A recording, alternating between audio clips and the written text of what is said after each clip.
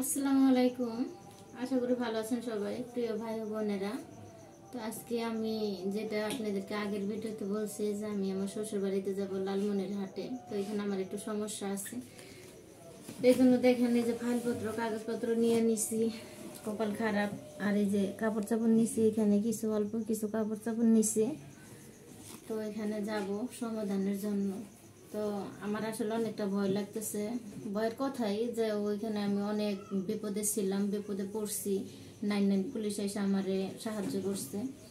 তো এবারও যাইতেছি রিস্ক নিয়ে। তো আপনারা আমার জন্য দোয়া করবেন, আমি যেন সুন্দর মতো ফিরতে পারি ঢাকায়। আমি ঢাকার মেয়ে, ঢাকায় যেন ফিরতে পারি। তো আমার তাহমিদরে নিয়ে যাব সাথে। তাহমিদ এখন কি অবস্থায় রয়েছে দেখেন, এখনই বাসায় ঘুমাইতেছে। আর গাড়িতে কি করবো তাহমিদ। তো আসলে ভিতরে কিন্তু অনেক ভয় নিয়ে যাইতেছি, বা আমার দেখেও বুঝতে পারতেছেন না। আমি কিন্তু আসলে একটা সাদাসিধা মানুষ, তো আমি ওদের সাথে বাইরে উঠি না। তো ওদের সাথে একা পারাটা কঠিন ব্যাপার। আর বিশেষ করে আমি ঢাকার মেয়ে, আমি ওইখানে গেলে ওইখানে ভীতু হয়ে থাকতে হয়, কারণ ওইখানে আমি বিন্দিসি মেয়ে। ঢাকায় যেমন আমার ডাকে সবাই আসবে, আমার সহযোগিতা করবে, ওইখানে কিন্তু ওইটা না। তবে সত্য কথা বলতে গ্রামের মানুষ খুব ভালো। তো এখানে অনেকেই আছে, দুলুমন্ত্রী আঙ্কেল, বিএনপির নেতা যে দুলুমন্ত্রী আঙ্কেল, উনি অনেক ভালো। উনি আমার অনেক সাপোর্ট করে যে আমি ঢাকার মেয়ে, এখানে আসছি, বিয়ে হয়েছে, আমি সংসার কেন করতে পারি না, কেন আমার সাথে দুর্ব্যবহার করে। তারপরে ইদি চেয়ারম্যান আঙ্কেল আছে, উনিও আমার সাপোর্ট করে, তার সামনে মনে হয়। তো যাই হোক, মোটামুটি ভালোই আছে সবাই। তো এলাকাবাসী যারা আছে, গ্রামের লোক, আঙ্কেল, মানে অনেকে অনেক অনেক সম্পর্কই আছে সবার সাথে। আমি চাই যে ওনাদের সাথে আমার ভালো রিলেশন থাক। আমি তো সবসময় ভালোটাই চাই।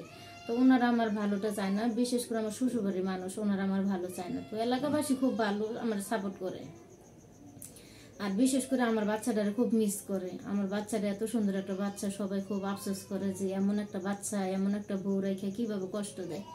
তো আমি কিন্তু আসলে উনি বিদেশে যাওয়ার পরে তিলে তিলে আমি কষ্ট পাইতে পাইতে আমি শেষ হয়ে গেছি। তো উনি খুব গরিবের ছেলে ছিল, আমি ঢাকার মেয়ে ছিলাম, আমাদের দোকানে উনি কাজ করতো। তো ওনারা আমি পছন্দ করে বিয়ে করছি, এটা আমার জীবনের বড় ভুল।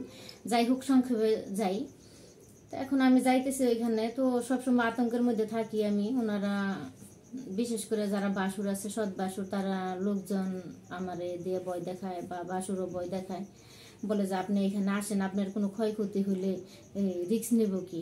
তা আমার রিস্ক, আমি তো কারো ক্ষতি করি নাই। আমি অসহায় মানুষ, বাচ্চাটা নিয়ে যাই ওইখানে। স্বামীর অধিকার চাই, বা বাচ্চা বাবার অধিকার চাই, এটাই তো স্বাভাবিক। তো এখানে গেলে আমার বাসুর আমার অনেক ভয় দেখায়। যার নাম রহিম, আমার ওই বাসুরটা একটু অন্যরকম। রহিম ভাই আর শফিক ভাই একটু দুষ্ট টাইপের। তারপর আমি মনে করি নিজে ভালো জগৎ ভালো। তো এইভাবে আমি সবসময় চলি। তো আজকে যাইতে চাইতেছি, আমার ভিতর কিন্তু একটু শান্তি নেই, আমার ভিতরে আতঙ্ক আতঙ্ক নিয়ে আমি যাইতে চাইতেছি। তারপর আমার জন্য দোয়া করবেন, আমি যেন ভালো মতো ফিরতে পারি ঢাকায়। আমার আসলে ওইখানে ভালো লাগে না। ভালো লাগতো যদি সম্পর্ক ভালো থাকতো সবার সাথে, তো ভালো লাগতো। তো শ্বশুরবাড়ির কারোর সাথে এই সম্পর্ক তেমন একটা ভালো না। আমি ভালো রাখতে চাই, কিন্তু ওনারা আমার পছন্দ করে না। আমি ঢাকার মেয়ে, আমার ওনারা পছন্দ করে না। এই জন্য আমি ওইখানে ওনাদের সাথে আমি অ্যাডজাস্ট হইতে পারি না। তো অ্যাডজাস্ট হইতে পারি না, আমারও কিছু দোষ আছে, যে আমি বলবো যে আমার কোনো দোষ নাই। হ্যাঁ, আমার দোষ আছে।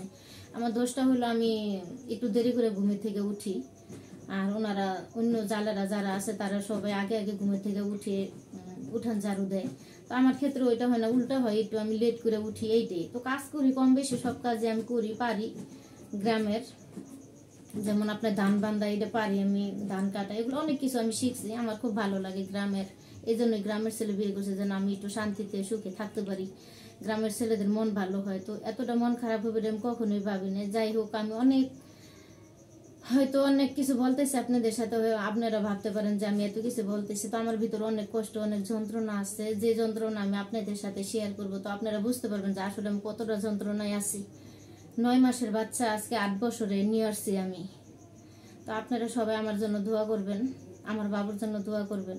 আমি আপনাদের জন্য দোয়া করি যেন আপনারা আমারে সাপোর্ট করতে পারেন, আপনারা ভালো থাকেন, সুন্দর থাকেন। সবসময় আমি কামনাই করি যে আল্লাহ যেন এই পৃথিবীর সবাইকে ভালো রাখে, সুস্থ রাখে।